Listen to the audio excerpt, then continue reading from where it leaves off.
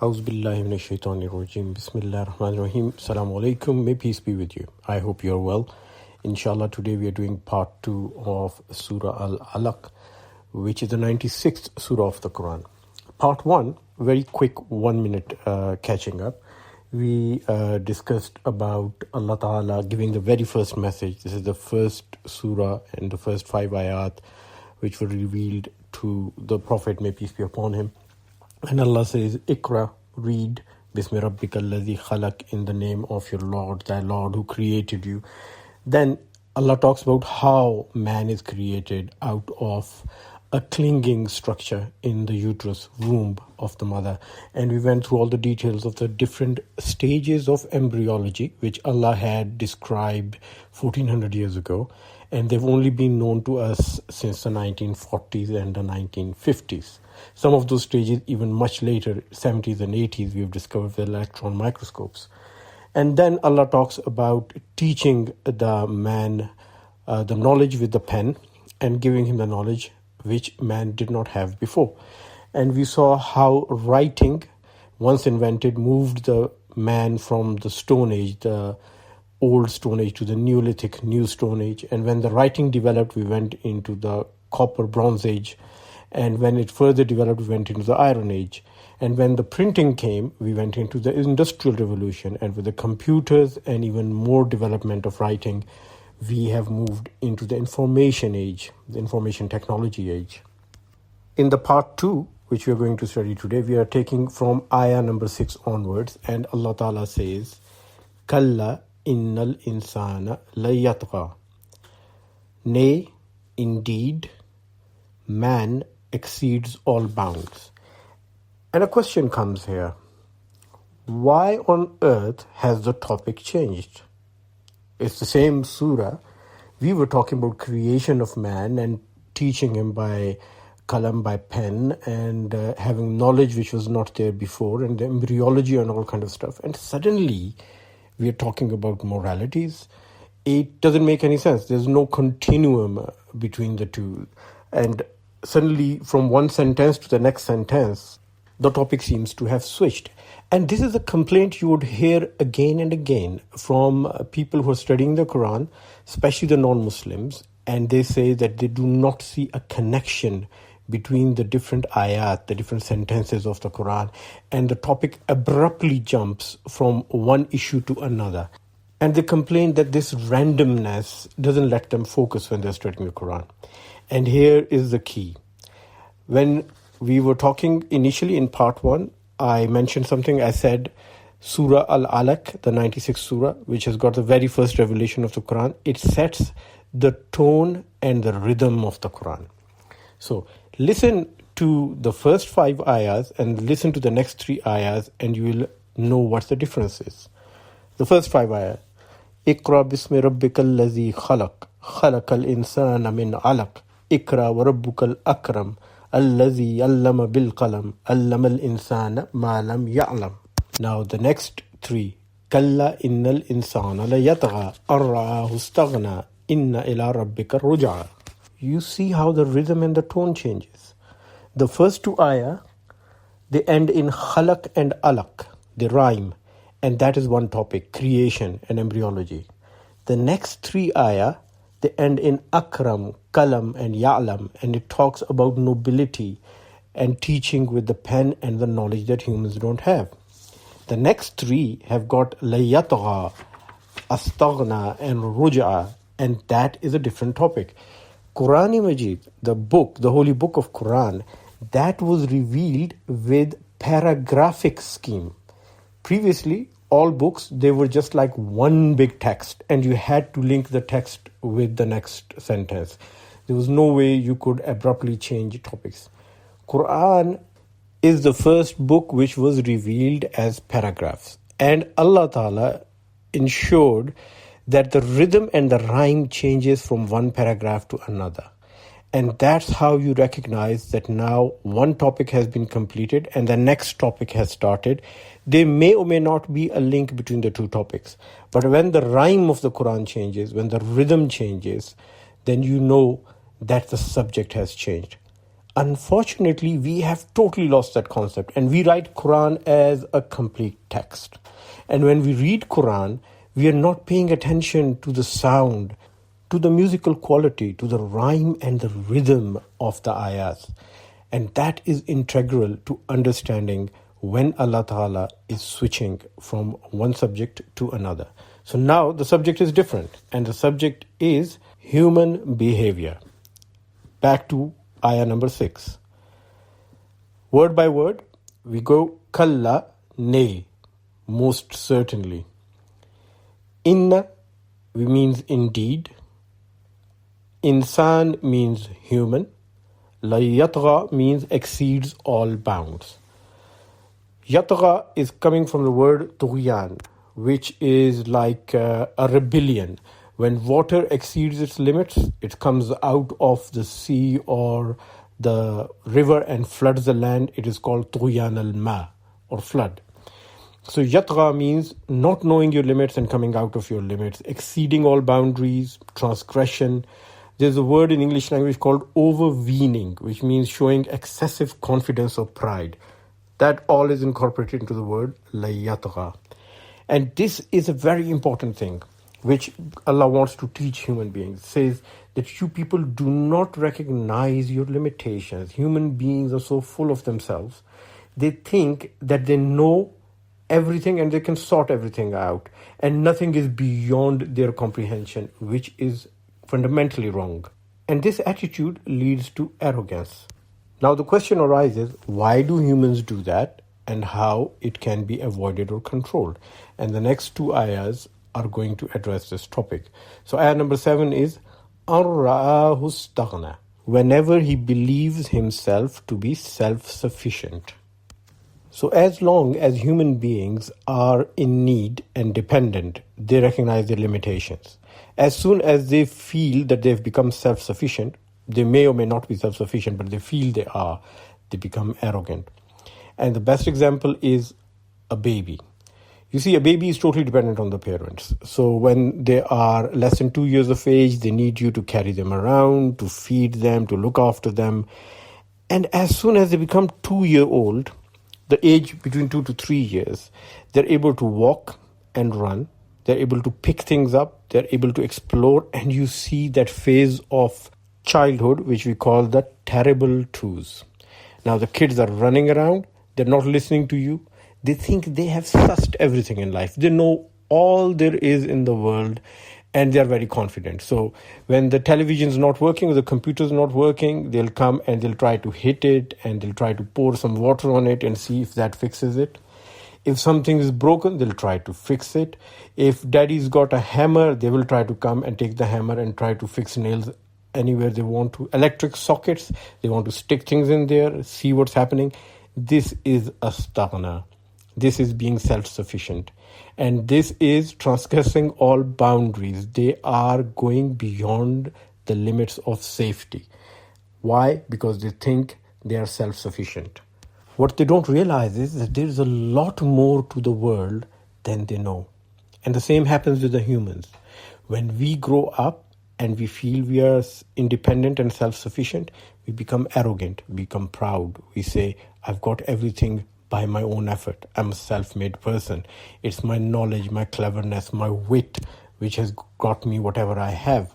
What we don't realize is that there's more to the world and the universe than we know or than we will ever know. And how can this behavior be controlled? So the next ayah number 8 explains it. Inna ila rabbika ruja. But surely to your Lord is the return of everyone. So all have to return to God. All actions are answerable to God. And all actions will have their consequences in this life and the hereafter. And the word used here, Rabbika, means your Lord. And a very clever use of word, grammatically and aesthetically. Your Lord can be taken as the Lord, the Rabb of the Prophet Muhammad, may peace be upon him, because the revelation is coming to him. Your Lord also means your Lord and my Lord when we are reading it. And your Lord also means the Lord of the rebels, the people who transgress. So Rabbika refers to a Lord which is everyone's Lord individually and collectively. And we talked about it earlier on, that the word Rabb or Lord, which we translate loosely as Lord, is not just a Lord. In Arabic language, Rabb means someone who is the maker, owner, rightful owner, possessor, who controls, having full authority, sustainer, carer, and provider of growth and development. All these attributes, when they combine, we refer to them as the Lord. Simply, you could think of it the most loving and most caring master. Ayah number 9 and 10 have to be read together. So, أَرَأَيْتَ الَّذِي يَنْهَى, have you seen the man who prevents, عَبْدًا إِذَا صَلَّى, a slave of God from praying. In general, it refers to anyone who would stop someone from praying and worshipping God. But in particular, at the time of the Prophet, there was this one person who was a leader of the Quraysh, a very influential, rich, and respectable person known as Amr ibn Hisham. Nowadays, people are more familiar with his name as Abu Jahl. Now, a bit of a story background of this chap called Amr ibn Hisham. He belonged to a sub-tribe of the Quraysh, a very noble sub-tribe known as Bani Makhdoom. And he was one of the biggest leaders in Quraysh. This guy was very clever and wise. And in the Quraysh in Mecca, there was a council of elders known as Darud Nadwa. And Darud Nadwa, you had the elder people from the tribe who would sit and make decisions. And the minimum age required to enter that council was 40 years. Like nowadays, you have a certain age limit for the parliament, for example. If you want to be a member of the parliament, in certain countries, there's the age limit 25, and in certain countries, you have to be 35 or 45 and above to be a president or a prime minister. But Amr ibn Hisham, he was so wise and clever that he was elected to that council of elders at the age of 30. And this chap was also well linked to other people. For example, you must have heard of Umar bin Khattab, one of the followers of the Prophet, a very close companion who became the second caliph of Islam and became one of the most renowned rulers in the world. If you look at the history of political science, you would see Umar bin Khattab's name at the top. He controlled, eventually when the Muslims had conquered large swaths of Asia and Africa, he controlled all of that empire, and that was a bigger empire than Alexander the Great had controlled. So Umar ibn Khattab was actually his nephew. So his sister, Hantama bint Hisham, she was the mother of Umar bin Khattab. When the Prophet Muhammad, may peace be upon him, started preaching Islam, a lot of people accepted the religion in Mecca. This included Amr ibn Hisham's mother, Asma bint Makhraba. She became Muslim. His brother, Harith ibn Hisham, he became a Muslim.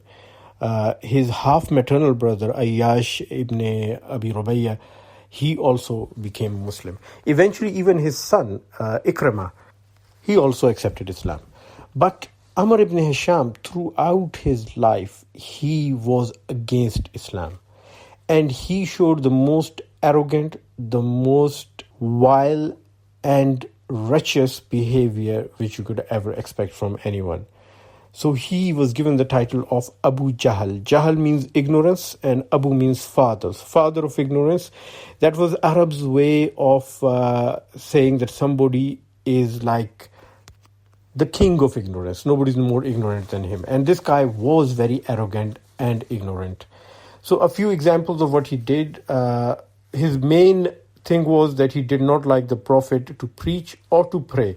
Now, Kaaba is a place of worship. People come and worship there, but he did not want the Prophet to come and worship there.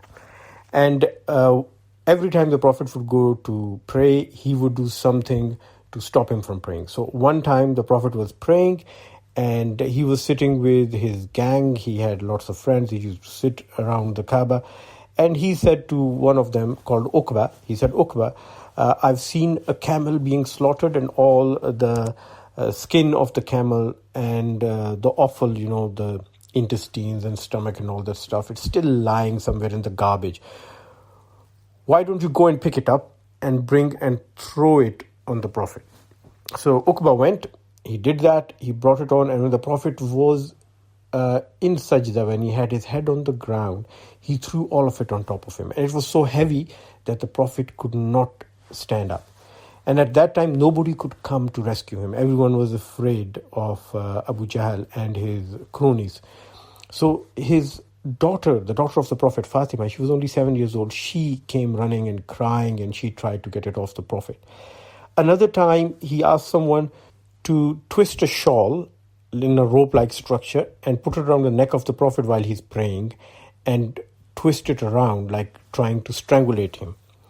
And a third time, he challenged the Prophet and he said, if I see you praying in the Kaaba again, I will come and I'll crush your neck with my feet. So he was extremely insulting to the Prophet. So these two ayahs are referring in particular to him. Ara'ayta alladhi yanha, have you seen the man who prevents? Abdan iza salla, slave of God from praying. Now I'd request you to stop and think for a minute. This person is being insulting to the Prophet. This is the worst insult in person that anyone could ever do over history. You know, people insult the Prophet nowadays. Sometimes they draw cartoons and they put them on the media, which they've never seen the Prophet, so don't even know what they're drawing and who they're drawing. They have no idea. We have no idea. But they refer to the Prophet with them, and then they write some nasty things about the Prophet or call him names and say bad things about him, all kind of insult.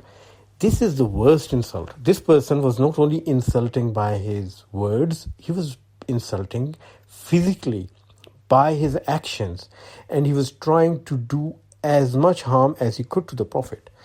So, me and you, we all love the Prophet. All Muslims love the Prophet, and we get very upset when somebody is doing something insulting. However, nobody loves the Prophet more than God, because he's the Prophet of God. And all the insults and all the opposition and the accusations against him were coming because he was teaching people the message of Allah, the message of God. So let's see what Allah has to say when somebody is insulting the Prophet in the worst possible way. And the ayah number 11 onwards tells us what God says about these people. So a very, very nasty man, Abu Jahl, Amr ibn Hisham, he's insulting the Prophet in the worst possible way, saying that he's going to crush his neck under his feet, and even tried that. And later on I'll tell you what happened when he tried that. Look what Allah says. Ara'ayta in kana alal huda. Can you see if this person becomes rightly guided? Allah is not accusing or abusing or threatening Abu Jahl. He's asking the Prophet, can you see how much potential this guy has? How much emotive he is? He has very strong feelings about things. Imagine if he was on the right way. What would happen then? Aw amara bit taqwa, or encourages righteousness. Not only does he become rightfully guided, imagine if he would be leading this mission with you to encourage other people towards guidance. So what reaction is being taught to the Prophet? The reaction Allah is teaching the Prophet is positive thinking. Preach to him. If this person could join you, he could be an asset to himself and to your cause. And of course, he's a very clever chap. He went to the Council of Elders at the age of 30, which is not an elderly age at all. And he was known as Abu al-Hakam, father of wisdom. Like Abu, in the sense of father, is like nowadays we say king of wisdom. So his name used to be king of wisdom, Abu al-Hakam, the father of wisdom. And the Prophet also prayed for him. The Prophet said to Allah that give me either Amr or Umar. These were the two very strong characters in the city of Mecca. And the Prophet said at least one of them should become Muslim because they would be good for the cause, good for sending the message of righteousness to everyone. Now, why is Allah saying, can you see if he becomes righteous and he leads others towards righteousness? Because Umar bin Khattab, his nephew, did become Muslim. And he joined the Prophet in his efforts.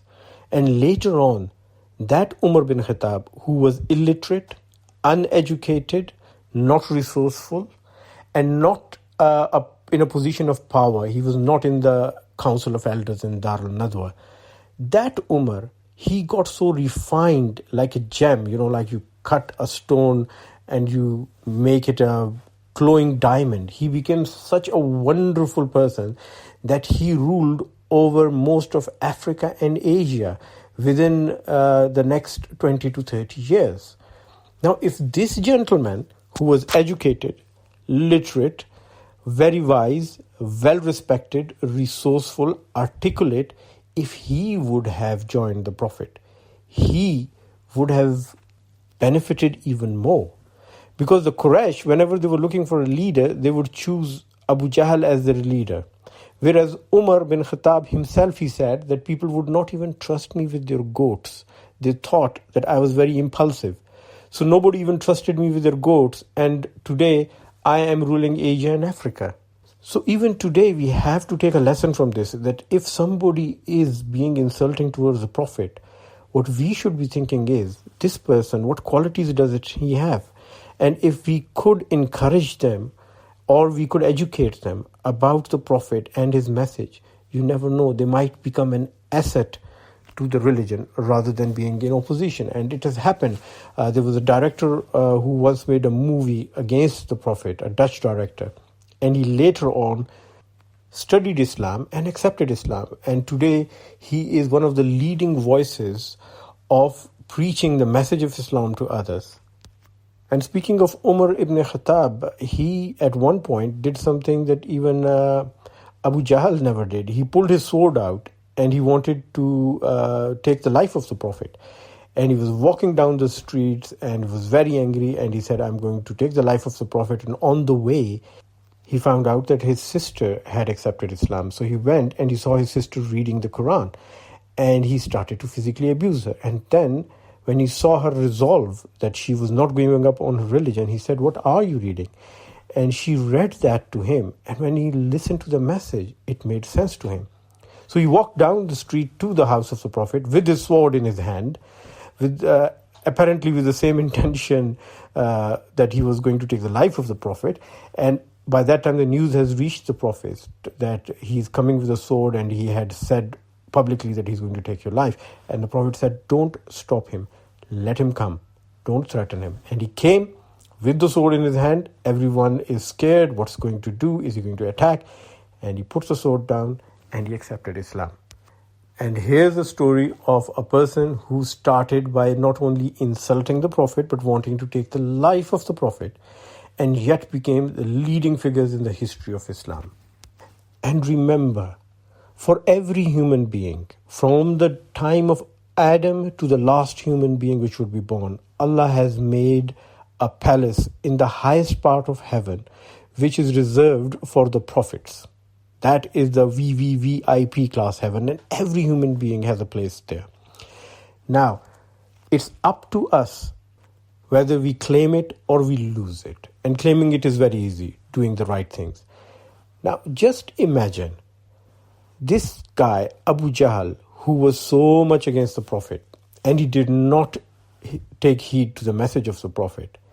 Imagine now what he would be feeling, knowing that his nephew took his place, which he could have taken by becoming a Muslim, and ruled Asia and Africa. What regret would Abu Jahl be having now, knowing the opportunity he lost not only in the hereafter to go to heaven and claim the highest place in the heaven, but also in the life, in the world, what great opportunity he lost. So Islam does not benefit God. The message of Islam of bringing peace and justice and empowering the weak and looking after the poor and the orphans and doing charity and good deeds, that does not benefit God in any way. That benefits us individually and collectively.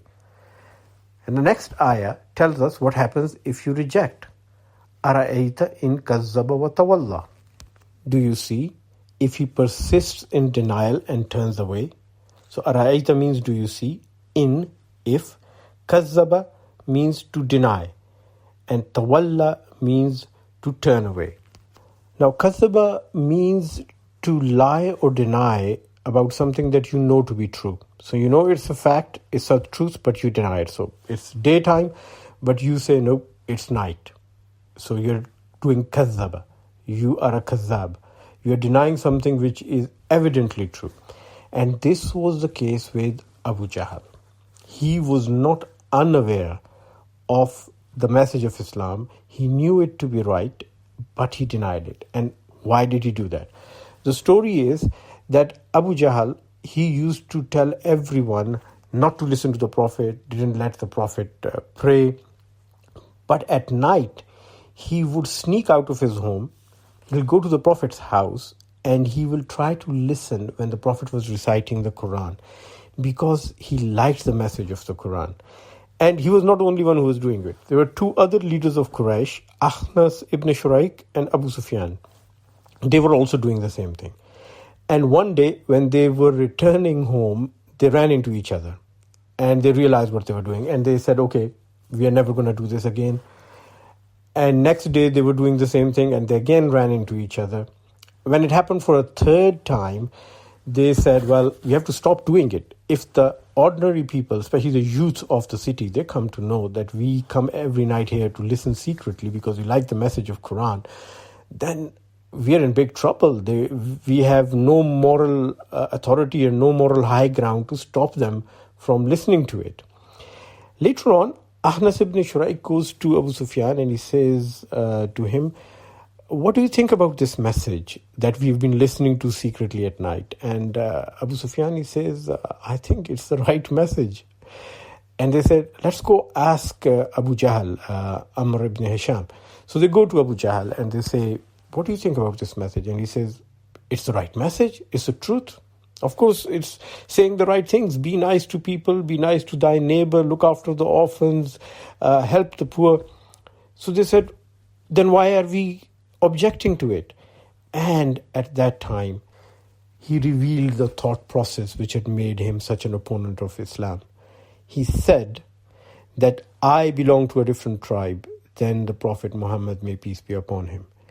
I am from Banu Amir, which is a branch of the Banu Makhdoom.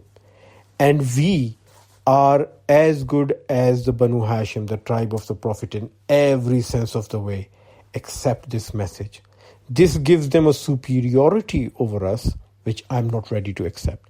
It might be the right message, but it's coming from a different tribe. I don't want it. And that mentality even prevails today. A lot of people have difficulty in listening to and accepting or appreciating the message of Islam because it comes from an Arab, from the desert. If it was a Roman or a Greek or a German, they would have taken it more seriously. But for them, Arabs are intellectually inferior. And for them to accept that someone from the desert 1400 years ago, from a little town of Mecca, could be the last messenger of God is unacceptable. He's not even an Israelite. They would accept it from an Israelite, but not from an Arab, because these are the sons of Ishmael, not the sons of Ishaq. And in the next ayah, Allah Ta'ala is saying, Alam ya'lam bi anna Allah yara. Does he not know that Allah is observing all things? And this is the key message of Islam, that we all have our weaknesses and prejudices against each other, collectively or individually. But if we remember that God is witnessing everything, and we are being watched, and a record is being kept of everything that we do, then we'll always do the right thing. Simple example.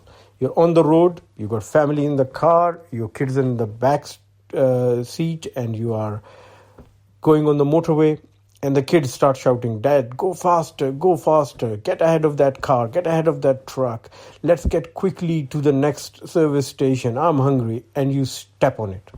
Because you want to please the kids, you want to have a bit of speed, it makes you feel better when you are moving fast in the car. But if you have traffic cameras, no matter how much pressure your family puts on you, with speed cameras there, you're never going to speed. Why? Because you know you're being watched.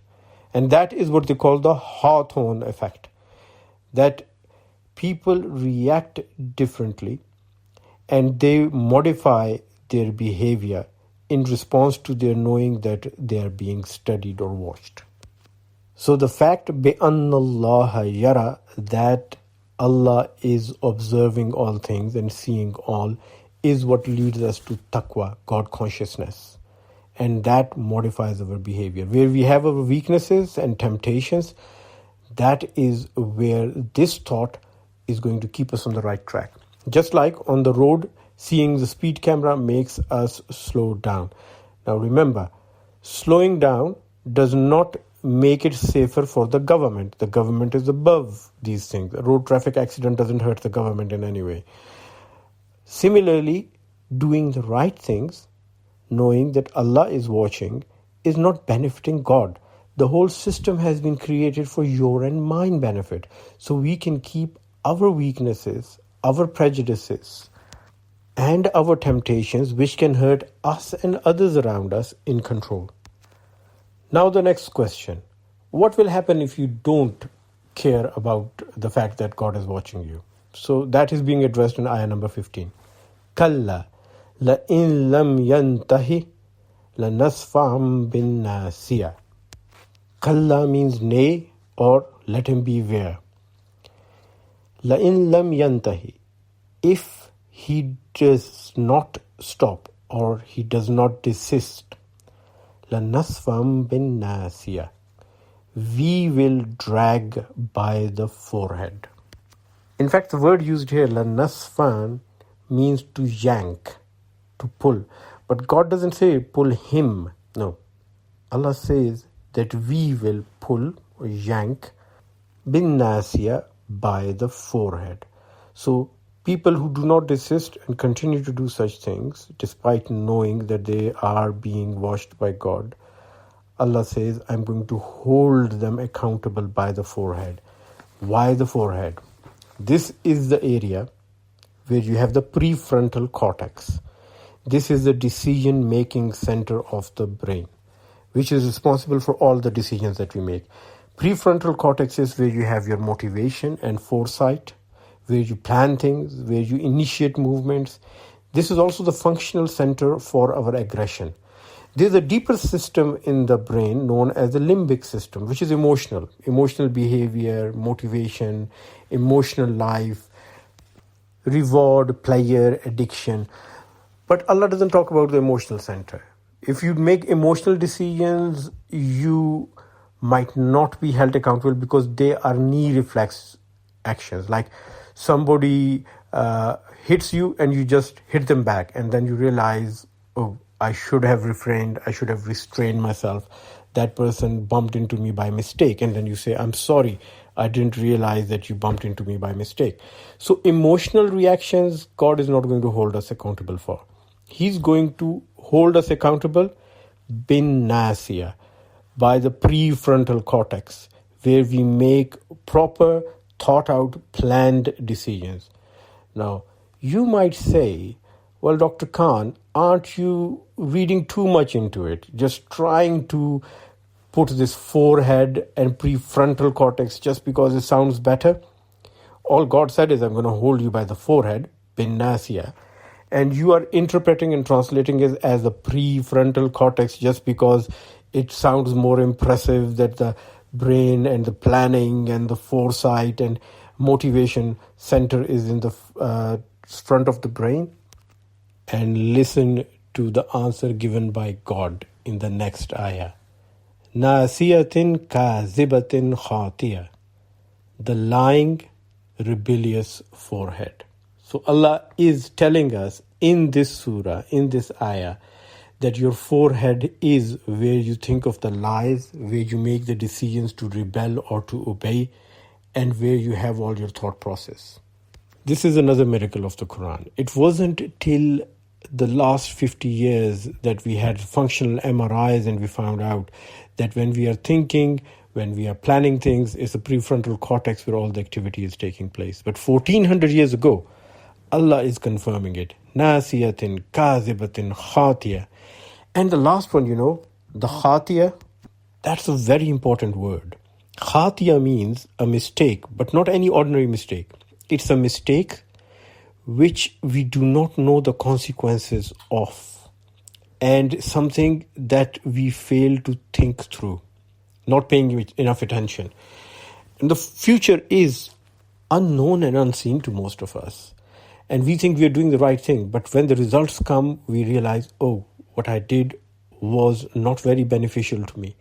Imagine again, if Abu Jahl would stop persecuting the Muslims and if he would join the Prophet in his efforts to create a just and peaceful society, the rewards were immense. This chap would have gone to rule the 2 continents. This chap would have been a leader after the Prophet had left the world. He had all the qualities and all the capabilities to do that. And the biggest loser in this process was he himself. Nasiyatin kazibatin khatiya. This chap made a mistake which he had no idea was going to be the biggest regret for him in this life and the hereafter. Ayah number 17. Allah Ta'ala is throwing a challenge. فَلْيَدْعُ نَادِيَهُ. So let him call his council, his associates, his supporters for help. You remember Darul Nadwa? That was a traditional council of elders in Mecca. And Nadia also means an open place where people sit and they talk. So Allah is saying, let him call his associates, his council, all his supporters and henchmen. Sanadu Zabaniya. We shall call the forces of heavenly guards. Zabniya is a guard. Zabana is someone who guards with force. And Zabaniya is a plural. So Allah is saying, let him call whoever he wants for his help. And if he does not desist, he continues to do this, I'm going to call the heavenly guards to deal with him. And that happened twice. Firstly, you remember when he said that he's going to crush the Prophet's neck with his feet if he sees him praying again? The Prophet always avoided confrontation. In fact, the Prophet had taught the Muslims, do not get into confrontation. If you know that you've got someone who's your enemy and he's sitting on a road or a path, avoid going down that road or path. So the message of Islam is no confrontation. As much as possible, avoid it. But when it came to the Prophet and Allah ordered him to do something, he had to do it, even if it meant confronting the non-believers. So after his threat, Abu Jahl's threat that he's going to crush the Prophet's neck, Allah Ta'ala ordered the Prophet, go and pray again in the Kaaba. So the Prophet went and he prayed. Now at that time, Abu Jahl was sitting with his council, with his associates and cronies. And they all looked at him. And now they want some trouble. They want to have some fun. So they go like, well, you said you're going to crush his neck if he prays again. And here he is and he's praying. So if you're a man of honor, you should fulfill your promise. And Abu Jahl gets up very angry that his threat did not work. And he walks towards the Prophet with the intention to insult him and to harm him. And then suddenly he comes back as if he's pushing something away.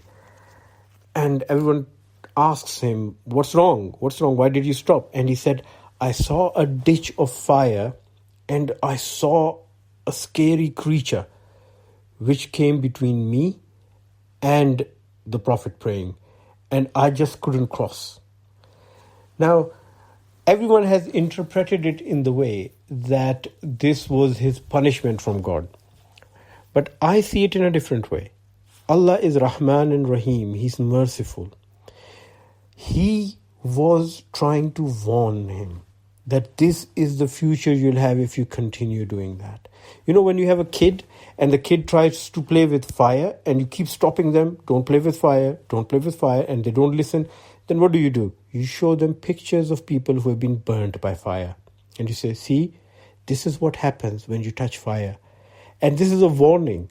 Although it is scary, and yes, you can argue that the child gets scared by seeing those pictures, and those are traumatic pictures, shouldn't be shown to a child, but you're doing it in love of the child, being kind to the child. So Allah was doing that, showing him that vision of fire from hell and the guardians of angels of heaven. He was showing him that this is what you will face if you continue doing it. But Abu Jahl did not listen. And what happened? He led a whole army of people. First, he expelled all the Muslims from Mecca. All the Muslims left Mecca. They went to Medina, including the Prophet.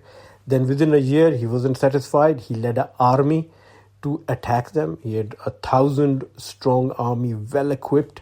And the Muslims were only 313. And they hardly had any weapons. Most came with sticks. And a big battle, the Battle of Badr, ensued. And in that battle, the angels came from heaven and they helped the Muslims. And the survivors of the battle, they said that we were being hit by invisible soldiers. We could not see and we were falling off our horses and our camels and we are being hit and we had to run away. And they lost that battle badly and Abu Jahl died. So it was like the child who kept on playing with fire and ended up burning himself. And the last ayah is the ayah of sajda. So traditionally, when the Prophet would read this ayah, he would do a sajda. And this ayah is the message to Muslims and the Prophet. Kalla la tuti' wasjud waqtarib.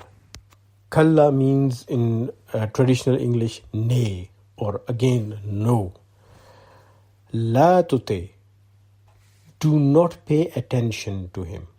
Ita'a is usually to follow, but also means to pay heed or pay attention. And Allah is saying, do not pay attention to him.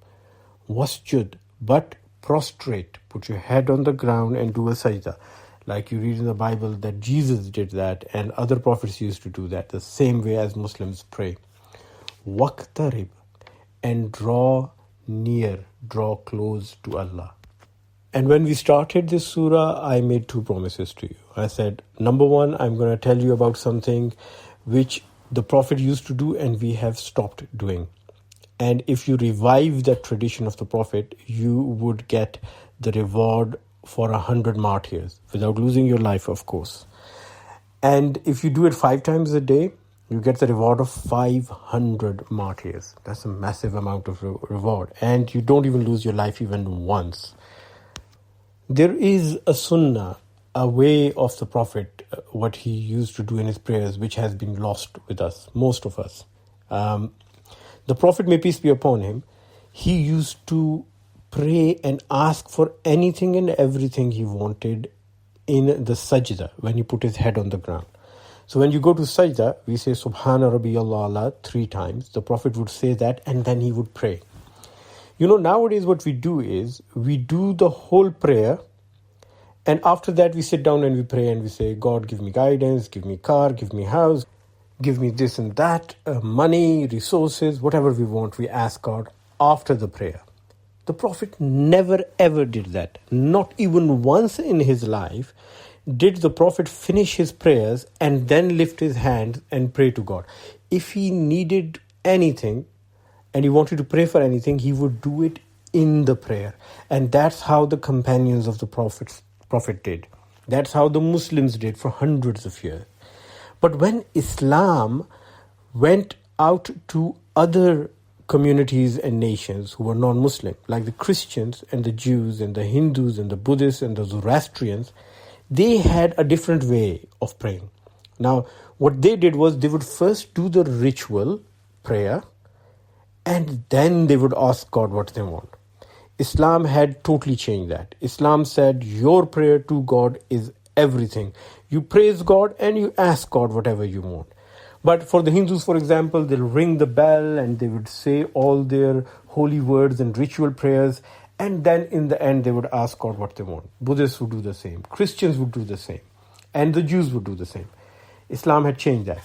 But when people from other religions started accepting Islam, they brought their own culture and customs into it. And we modified the prayer in this way, that in our prayer, it's only the Arabic prayer. And out of the prayer, we ask whatever we want from Allah. And the Prophet never, ever, ever recommended that. If you want to ask anything from Allah in your own language, you can ask it in your prayer. It doesn't have to be a word of Quran. And the best way to ask is in the sajda. Now, there is a hadith, and I'm going to give you exact details of this hadith. In the book of Hadith, Sahih Muslim, in the section known as Kitab al-Salah, the book of prayers, in the chapter known as Ma Yaqala fi Ruku was Sujud, what the Prophet said about the Ruku and Sujud, about the prostration and putting the head on the ground. Number 482, Abu Huraira radiallahu anha, the Prophet's companion, says that the Prophet says, Akrabu ma yakunul abdu min rabbihi wa huwa sajid faqsurud dawa, which means a Muslim is closest to his Lord, to God, when he is doing a sajda, when he's putting his head on the ground. So make a lot of prayers, ask a lot at that time. And I'll tell you something very sad. Whenever this hadith is being translated, the translators stop at wahuwa sajid, when he is prostrating and putting his head on the ground. The next part, faqsuru dua, is never translated. And they quote it again and again, but they don't talk about the part where the Prophet said, make dua, ask Allah for whatever you want in your sajda. There is a saying that dua is the brain of the salah. Now I ask you a question. Where does the brain lie? Inside or outside the body? Inside the body, of course. And if the brain is outside the body, does it do any good? No. We have taken the dua out of salah. We've put it outside. We do it after the prayer has ended. That's when we ask Allah for things, whatever we want. And what's the result? It has had a very negative result. The result is we have got no focus on our prayers. When we're praying, we're on an automatic mode. We don't remember whether we prayed 2 rakahs or 3 rakahs or 4 rakahs. Is it the first sajda or the second sajda? And once the prayer ends, we are in sharp focus. Why? Because now I'm going to ask God for all the things I've been thinking of, I need help with. So help me with my studies, with my business, with my job, with my kids, with my marriage, with my money, house, car. Suddenly all the focus comes in. But if we were asking those things in the prayer, can you imagine how focused we would be in our prayers? And the Prophet especially used to do that in the very last sajda. Last sajda he would prolong and he would ask for whatever he wanted. And this is what I want you to try. Now, you know the hadith. It's all in the hadith. The Prophet has said you could do it. So I'm not the one who's recommending it. It's a recommendation by the Prophet. And you can do it in your own language. And here's another genius technique, which I found out and I've tried and it's really good. If you are praying, in every rakah, there are 2 sajdas. In one sajda, you pray Subhana Rabbiyal A'la, Subhana Rabbiyal A'la, Subhana Rabbiyal A'la, and then make any Arabic dua, any dua. Rabbi zidni ilma, or Allahumma Rabbana atina fid dunya hasana wa fil akhirati hasana wa qina azaban nar. Rabbi yassir wa la tuwassir wa tammim bil khair. Anything which is simple and you remember well. So first sajda, after Subhana Rabbiyal A'la 3 times, you say any Arabic dua. In the second sajda, ask for anything you want. So when you stand to pray, you say 4 things I want to ask today, or 2 things I want to ask today, depending on how many rakah you have. 2 rakahs, you ask for 2 things. 4 rakahs, you ask for 4 things. This way, you will never ever lose track of where you are. Because with your dua, you'll be focused and you would know I've asked this dua. The next one I haven't asked, so I am in the second rakah. And this is almost a short way of keeping focus in the prayer and knowing where you are in the prayer. And one more thing I want to tell you. When the first time I revived the sunnah of the Prophet of praying in the sajda, because that's what Allah says, wasjud waqtarib, and you're closest to God at that time. And when you're closest to God, that is when you want to ask God whatever you want. When the first time I did that, I had a very strange experience, something I had never experienced in prayer before. It was a very special feeling. I'm not going to tell you what I experienced because I don't want to influence your thoughts, but do it. And then let me know what you felt. And I can assure you one thing, you'll feel something different and something special. What it is, I'm not going to tell you. I'll leave it to you to try and find out. And you can tell me either by commenting on the YouTube channel.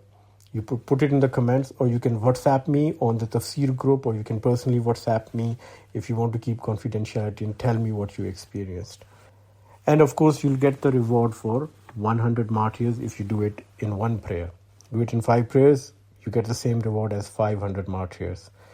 So inshallah, next time we'll meet again with the next surah, which is surah number 97. Thank you very much for listening. Jazakallah khair. Thank you to everyone who made this effort possible, and especially Yasser Salim, who is uploading it every week, taking out his precious time. And I would also like to tell you that on the YouTube channel, all the surahs which came in more than one part, I've put them in the playlist now. So if you want to listen to Surah Al-Kahf, which we did throughout Ramadan, it took us the whole Ramadan to do Surah Al-Kahf, 31 portions. That is all in the playlist. So instead of going to individual ayahs and searching them, you can go to the playlist, and they are in chronological order and in the numerical order. And if you want to listen to Surah Al-Mulk, which is in 5 parts, that's also present in the playlist, and you don't have to search for the different parts on the videos. Best wishes. May Allah keep you, me, all of our family and friends, and all of His creatures in His protection, and give us His guidance, reward, and love in this life and the hereafter. Ameen summa ameen. Assalamu alaikum wa rahmatullahi wa barakatuh.